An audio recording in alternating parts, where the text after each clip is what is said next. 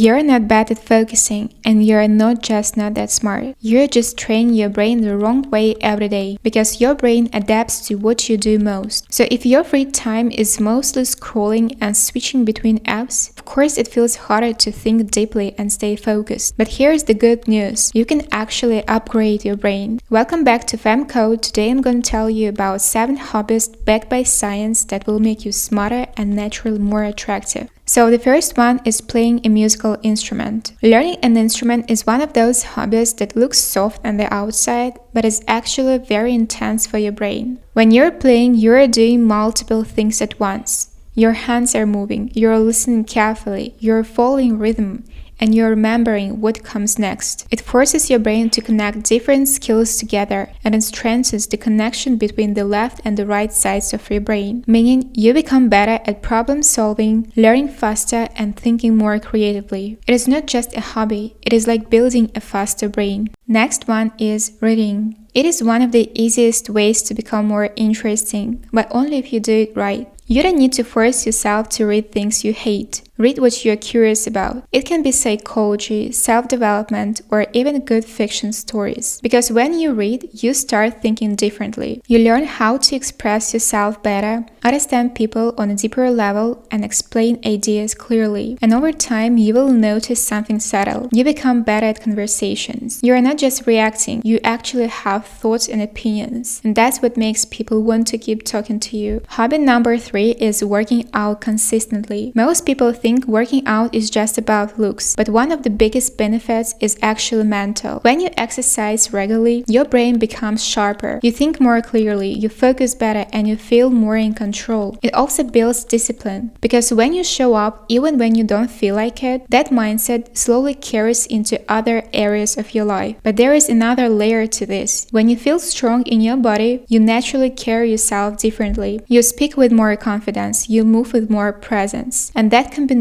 clear mind plus confident energy, is what makes someone stand out without even trying. Hobby number 4 is learning a new language. Learning a new language is one of the best ways to train your brain long term, because it's not just memorizing words. You're constantly switching between different ways of thinking, practicing, and repeating what you learn. It teaches your brain to stay flexible. You become better at solving problems and picking up new skills faster. But it also changes how you see the world. You start understanding different cultures, different ways people think, and different ways people express emotions. And let's be honest, being able to speak another language is just attractive. It makes you more intriguing and more memorable. Hobby number 5 is actually remembering what you learn. Most people consume a lot of information and forget almost all of it, but your brain only keeps what you repeat. That's why learning a language works so well, because you go over the same words again and again. If you want to become smarter, you need to start keeping what you learn. Simple things can help you. Writing notes in your phone, repeating ideas in your own words,